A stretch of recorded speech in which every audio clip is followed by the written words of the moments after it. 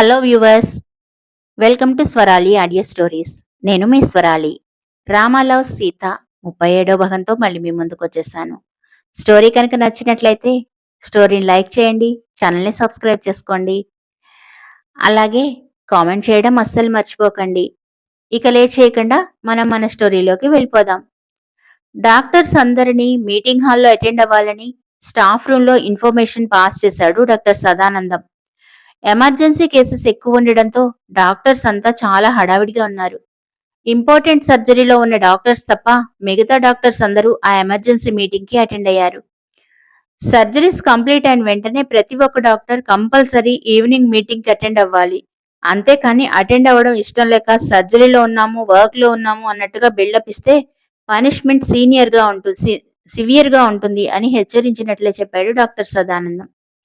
సదానందం మాటలకు చుట్టూ అందరూ గొణుక్కుంటూ ఉంటే వస్తున్న నవ్వుని కంట్రోల్ చేసుకుంటూ ఆత్రం నటిస్తూ, సార్, ఈ మీటింగ్లో ఏదైనా ఇంపార్టెంట్ కేసు కోసం డిస్కస్ చేసి ఎక్స్ప్లెయిన్ చేస్తారా, లేదంటే క్లాసెస్ ఏమైనా చెప్తారా అంటూ అడిగింది సిరి.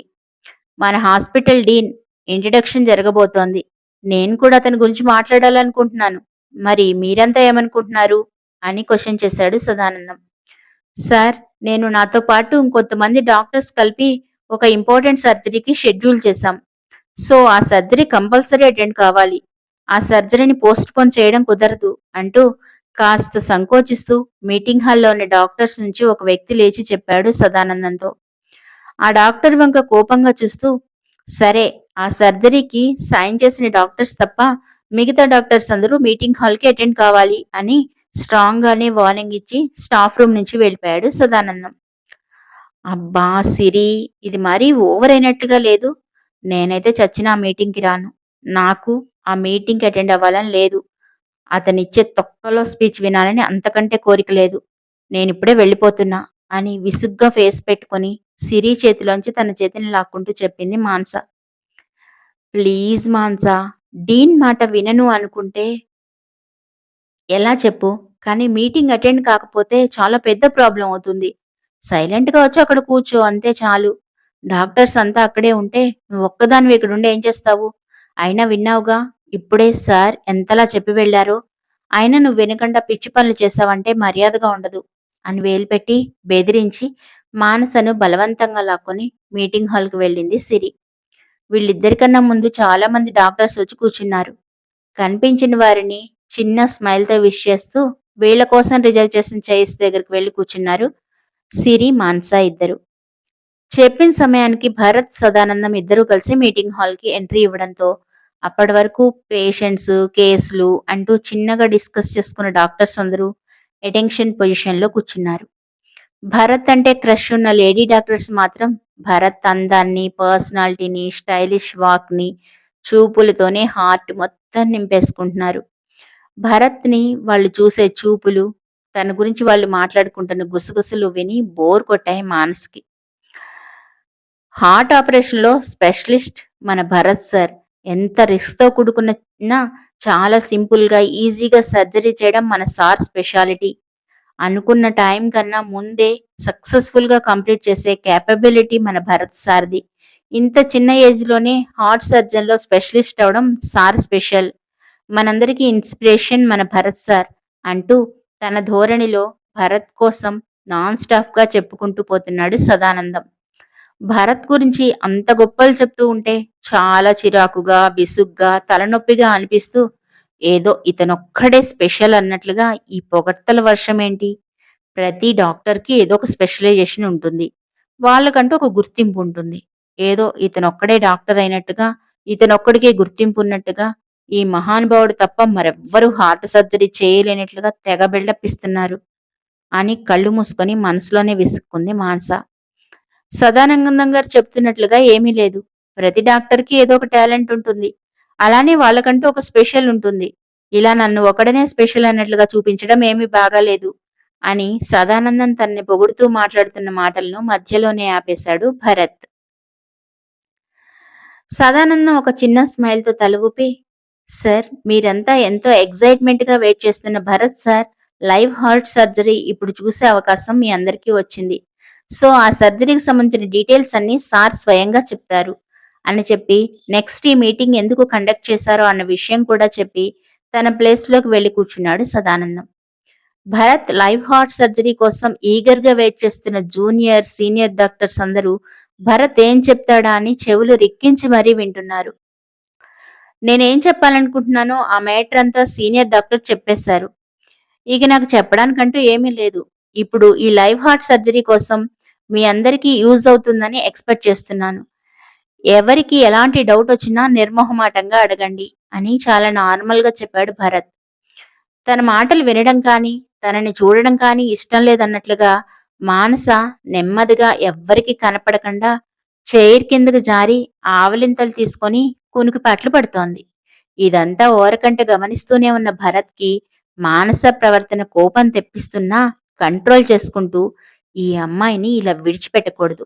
దీనికి పనిష్మెంట్ కంపల్సరీ ఇవ్వాలి అని మనసులోనే అనుకొని సైలెంట్‌గా ఊరుకున్నాడు భరత్. నాకు లైవ్ సర్జరీలో ఇంటర్న్‌లో ఎవరైనా ఒక అసిస్ట్ చేయాలి అని భరత్ చెప్పిన వెంటనే డాక్టర్స్ అంతా చాలా ఎక్సైట్‌మెంట్ ఫీల్ అవుతూ ఆ ఆపర్చునిటీ ఎవరికొస్తుందా? ఎవరికి ఎవరు భరత్‌కి దగ్గరగా ఉండి అసిస్ట్ చేస్తారా అని ఈగర్‌గా వెయిట్ చేస్తున్నారు. వాళ్ళ డిస్కషన్ వింటూనే సైలెంట్ అయ్యాడు భరత్. అప్పటిదాకా ఓన్లీ భరత్ గొంతు మాత్రమే వినపడింది. కాస్త ఒక్కసారి గుసగుసగా అందరి వాయిస్‌లు వినిపించగానే నిద్రమత్తు ఎగిరిపోయి, కళ్ళు తెరిచి ఏం జరుగుతుందా అని అందరినీ అబ్జర్వ్ చేసింది మానస. "ఏయ్ మానస! నీకు తెలుసా?"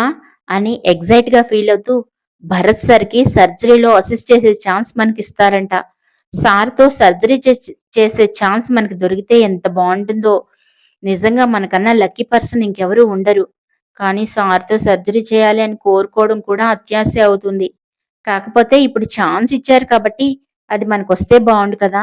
అన్న హోప్ అయితే ఉంది" అంటూ చాలా హ్యాపీగా ఫీలవుతూ మానస చెయ్యి పట్టుకుని ఊపేస్తూ చెప్తోంది సిరి. అబ్బా! ఇది దీని పైత్యం కాకపోతే మరీ ఓవర్‌గా చేస్తోంది అని విసుక్కొని సైలెంట్ అయింది మానస. ఏంటి నేనింత హుషారుగా చెప్తుంటే నువ్వు మొహం ముడుచుకొని కూర్చున్నావు? అని అడిగింది సిరి. ఇప్పుడు సార్ కనుక నువ్వే నాకు అసిస్ట్ చేయాలి అని చెప్పారనుకో అప్పుడేం చేస్తావు? అని సిరికి ఇంకొంచెం ఆశ పెట్టినట్లుగా మాట్లాడింది మానస. మానస ఏం మాట్లాడుతుందో వినపడడం లేదు కానీ, తన ఫేస్ ఎక్స్‌ప్రెషన్స్‌ని బట్టి అర్థం చేసుకున్నాడు భరత్. డాక్టర్ సదానందం గారు, మీ టీమ్‌లో జూనియర్ ఇంటర్నల్స్ ఉన్నారు కదా! అందులో ఎవరైనా ది బెస్ట్ వన్‌ని నాకు అసిస్టెంట్‌గా పెట్టండి అని చెప్పాడు సదానందంతో భరత్.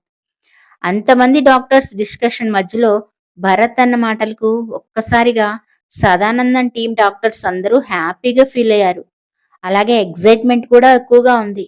వాళ్ళలో ఎవరు భరత్ దగ్గర అసిస్ట్ చేయడానికి వెళ్తారా అన్నట్లుగా వాళ్ళల్లో వాళ్ళే మాట్లాడుకుంటున్న సమయంలో భరత్ మళ్ళీ గొంతు సవరించుకొని, "మిస్ మానస, నువ్వు ఇంటర్నల్ కదా! నువ్వు ఇంకా ఎనస్థీషియాలజిస్ట్ కదా! నా సర్జరీలో నువ్వే నాకు అసిస్ట్ చేయబోతున్నావు. సో, సర్జరీ కోసం రెడీ అవ్వు" అని సాడిస్టిక్ స్మైల్‌తో చెప్పాడు భరత్. భరత్ మాటలు విని అసలు ఎలా రెస్పాండ్ అవ్వాలో, ఏం చేయాలో అర్థం అవ్వక షాక్ కొట్టిన కాకిలా బిగుసుకుపోయింది మానస. ఏ Manasa, congratulations! You are very lucky fellow.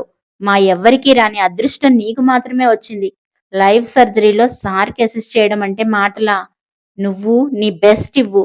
నిన్ను నీవు నిరూపించుకోవడానికి నీకు మంచి ఛాన్స్ దొరికింది అంటూ పట్టరాని ఆనందంతో ఎగిరి గంతులేస్తూ మానసని హగ్ చేసుకుని ఊపేసింది సిరి. మిగిలిన డాక్టర్స్ అందరూ కూడా మానసకి కంగ్రాట్స్ చెప్తే భరత్‌తో సర్జరీలో పార్టిసిపేట్ చేయడానికి తనకి మాత్రమే ప్లేస్ దక్కింది. మిగతా ఎవరికీ దక్కలేదు అని కొంతమంది కుళ్ళుకొని మానసని మింగేసినట్లుగా చూస్తున్నారు. ఎవరు ఏమనుకుంటున్నా, ఏం చేస్తున్నా అదేదీ మానస బుర్రకెక్కడం లేదు. కేవలం కోపంతో రగిలిపోతూ ఫాస్ట్‌గా మీటింగ్ హాల్ నుంచి భరత్‌ని తిట్టుకుంటూ వచ్చేసింది మానస. వెనకే పరుగులాంటి నడకతో వస్తూ, "ఏ మానసా! నేను మాట్లాడుతుంటే ఏమీ విన్నట్లుగా అలా వచ్చేస్తావేంటి? అసలేం ఆలోచిస్తున్నావు?" అంటూ ఏదో లోకంలో ఉన్న మానసని కుదుపుతూ అడిగింది సిరి. "అనవసరంగా ఓవర్ ఎక్సైట్ ఫీల్ అవుతున్నావు సిరి. వాడికంత లేదు. ఏదో ఒక బ్లాక్ మార్క్‌తో బ్లేమ్ చేసి బయటికి పంపిద్దామని ట్రై చేస్తున్నాడు. నువ్వేమో అదేమీ పట్టనట్టుగా ఓ తెగ ఫీల్ అయిపోతున్నావు" అని విసుక్కుంది మానస. మరి అసలు భరత్ ప్లానేంటి? మానసాని బయటికి పంపించడమా? లేకపోతే తనను ఇంకా దగ్గర చేసుకోవడమా? మనం కూడా చూద్దాం. వింటూనే ఉండండి 'రామ లవ్స్ సీత'. స్టోరీ కనుక నచ్చినట్లయితే లైక్ చేసి ఛానల్ సబ్స్క్రైబ్ చేసుకోవచ్చు కదా! ప్లీజ్.